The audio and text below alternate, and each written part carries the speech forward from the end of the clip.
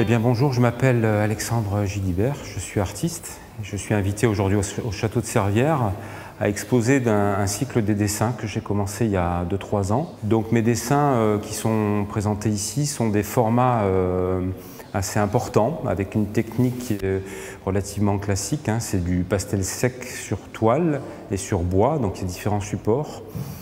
Et en fait la particularité de ce travail-là, c'est évidemment le grand format, qui permet une sorte d'immersion en fait dans le paysage et dans le dessin.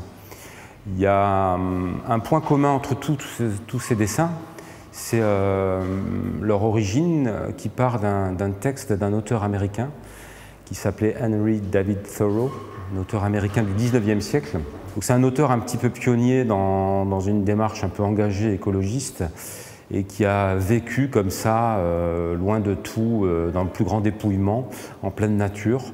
C'est une façon de s'engager par rapport à un monde industriel émergent au XIXe siècle à cette époque-là, aux États-Unis.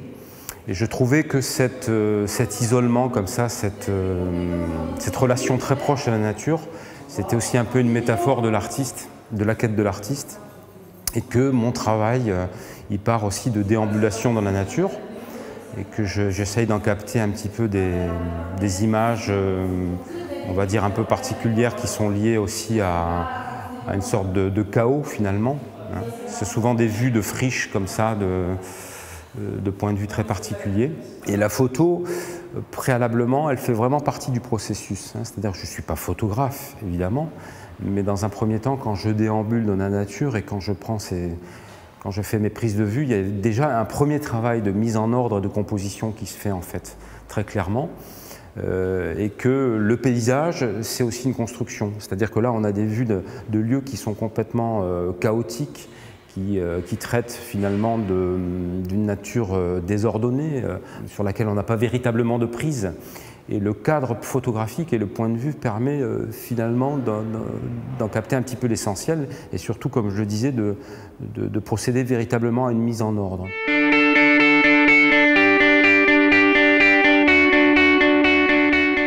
Ce que peut exprimer aussi mon travail, c'est une sorte de tension entre nature et culture.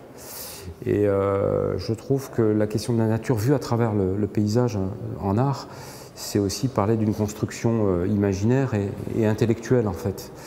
Et ces tensions-là, j'essaye de les exprimer à travers mon travail graphique, bien sûr, à travers des références comme ici les citations au texte de Walden, de Thoreau, mais aussi dans cette installation-là, dans cette proposition que j'ai faite ici au château de Servières, c'était pouvoir présenter ces aquarelles. En fait, ce sont 3 aquarelles dont le texte est issu du texte de Walden, qui sont présentés sur un collage d'une impression numérique d'un de mes dessins qui se trouve juste derrière d'ailleurs, qui a grandi 2 ou 3 fois à peu près.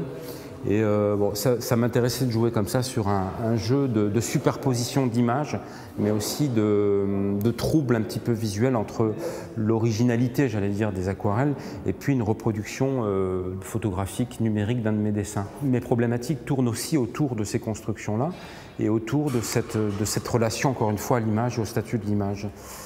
Et actuellement, je suis en train d'approfondir ce processus et cette réflexion surtout, à travers donc ces aquarelles que je présente aussi aujourd'hui. C'est une série d'une dizaine d'aquarelles à peu près, qui est inachevée, il doit en avoir encore un peu plus, que j'ai intitulé « Les archives du paysage ». Donc là encore, voilà, on retrouve des références très précises à l'histoire de l'art, et puis à l'histoire du paysage aussi, encore une fois, qui exprime véritablement pour moi cette tension qui peut exister entre nature et culture.